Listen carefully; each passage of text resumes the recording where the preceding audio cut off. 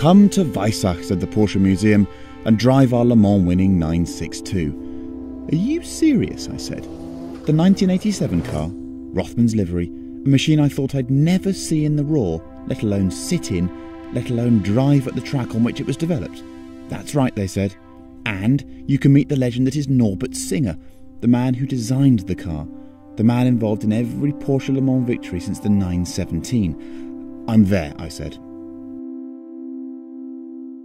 Why is the 962 so special? Why is this series of cars, 956 and 962, why were they so dominant? And why even now do I look at this car with the Rothmans livery and think it's the coolest car ever? I think this was, in that area, it was the first car with real ground effects. Of course, other cars also had some ground effects, but not really made for doing faster lap times. And we were, let's say, lucky, or we found the right key to do quite a big step. And in comparison, when we talked about downforce, amount of downforce, we had our aim was the 91730, the Canon car, which didn't care about drag, just get downforce because they had 1,000 horsepower. There was enough power there. And we knew how much downforce we had that. And when we saw that we can even double that downforce or make it 2.5 times more downforce, then we knew that this is the right way. With a reasonable track, of course. Yeah. And this was your discovery of the ground effect technology. Obviously, you were doing things that not even Formula One was doing because they didn't have as much body to work with, did they? Yeah, Formula One did ground effects already 2 or 3 years earlier. With the skirts? With the skirts. Yeah. And that's where we started, because we saw that on Formula One it's working perfectly, the lap times were much faster. So we started like Formula One. We copied a kind of Formula One with a wider cockpit because there was a 2-seater car. And it turned out that it does not work at all. There was no way. And even when we put it skirts on, which regulation doesn't allow, just to learn ground effects, it does not work. It was even worse with skirts. And then we realized we need the air going from the side to the tunnels, which is for the sports car most important. And then we modified that area to help that area to improve the downforce. And this was the key to everything. The ground effect gave this incredible performance, but if the car was known for speed, it was also known for this durability, this reliability. And it was also, there were so many stories of customers coming to buy the cars, buying the car, sign the documents, given the key, turn the key, start the car, and just go. It's really the truth? Yeah, because, well, reliability was always a big story in Porsche, because Porsche was always thinking with every race car, or nearly every race car, thinking about Le Mans. And Le Mans means not just top speed, it means also durability. You had to run first 24 hours, and then you can see where you are. Maybe you win. And durability was a big thing, and this was, let's say, the education in Porsche. Everybody was thinking in whatever you do, does it last 24 hours? Yeah. And this was not just on the 956, it was all the previous types as well. What was the most difficult component to make last 24 hours? Yeah, it's a gearbox. Yeah? Hence the synchromesh. Right.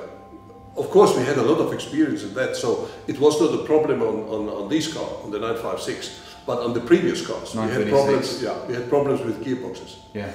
Because Le Mans, with the long straight, there were no chicanes in, you run a minute or even longer on full throttle and one gear, in the top gear. Yeah. And this very often hurts the top gear. First the engine, but when the engine was reliable, then the next is the gears.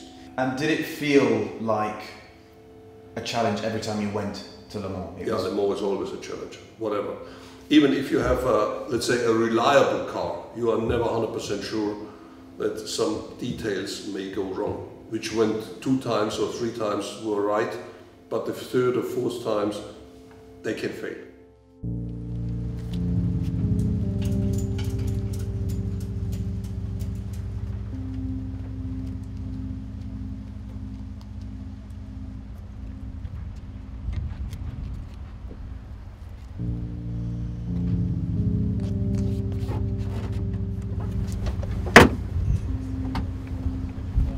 Oh yes. So, this is the Porsche 962 which won Le Mans in 1987. It was driven by Al Holbert, H.J. Stuck and Derek Bell. I'm at Weissach, Porsche's test track, in them Swabian hills. I don't really know how to describe what this is in comparative terms. Let me try for a second as we just turn this key, this red Porsche key, which looks like it comes from a series production car from that era. Because it's a car that won Le Mans that starts on a key. Sounds a bit like a motorbike at low speed. While we try and think of witty things to compare this experience to, let's go and drive it. Throttle pedal's heavy. Clutch is heavy. First is a dog leg back towards you. This is Le Mans era Le Mans gearing.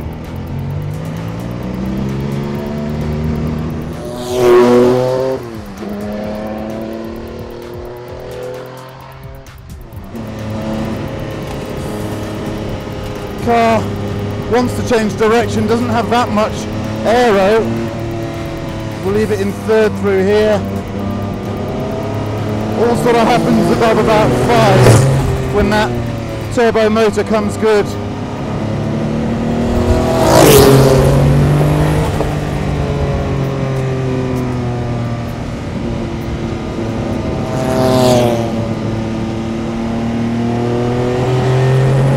There she goes.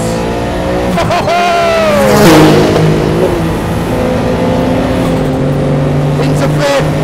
God knows how fast it's going. It's really potent.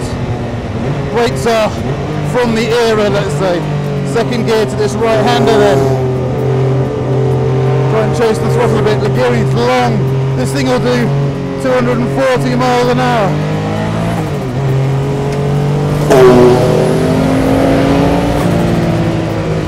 This right-hander carries some speed. It doesn't like going over this cross much. Bumpy there. The torque is what you think of. Well, the motor's just fantastic, and the noises. 850 kilograms. 850 kilograms. About 650 horsepower.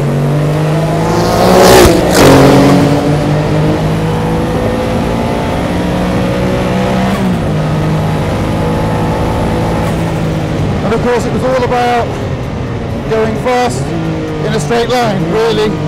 Get it round the corners fast in a straight line. But it really has lovely steering, it's pretty neutral.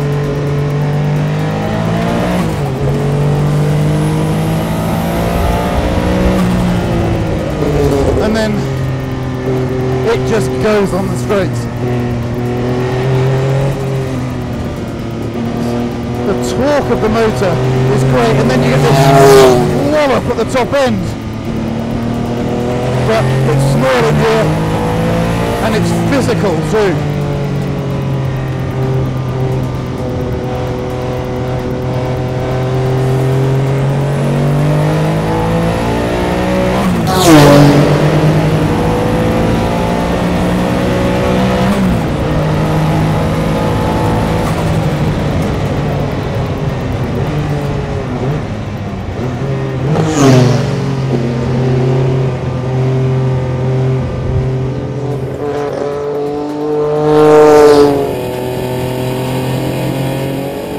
It's hard to know where to start with just how special this car is.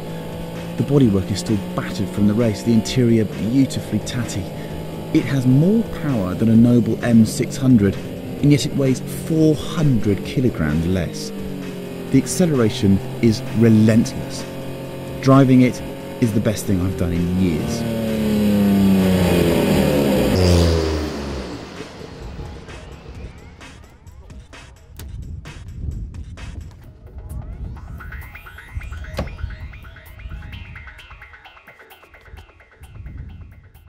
And driving the car today, first of all, I'm speechless at how fast it is, how easy the car is to drive in real terms.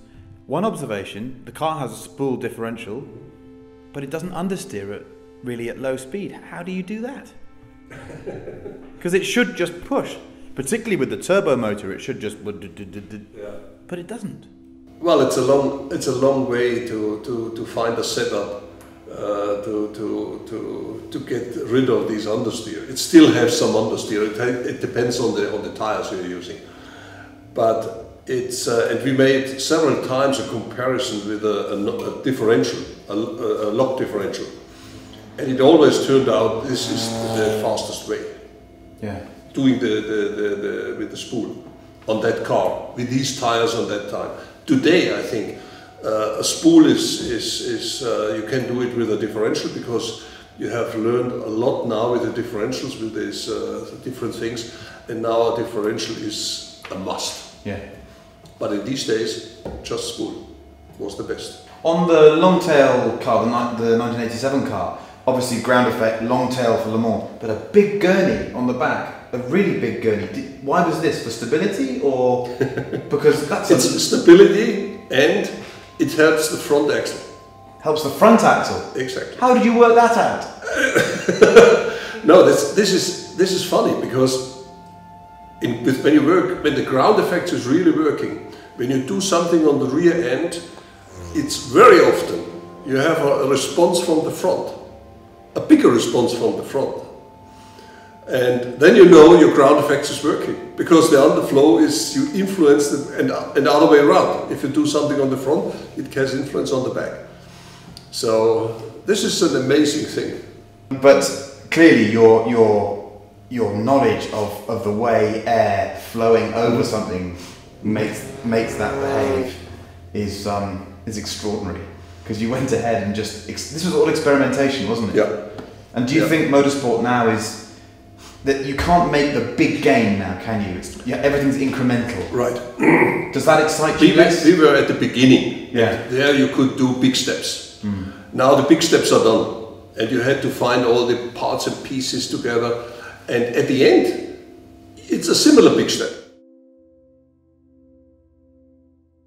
Is there another museum that allows you to do 150 miles an hour for lap after lap in its multi-million-dollar exhibits? And is there a cooler man than Norbert Singer, the man who created this dominant machine, and yet who is now retired and teaches at a university because he wants to share his knowledge with the next generation? What a car, what a bloke.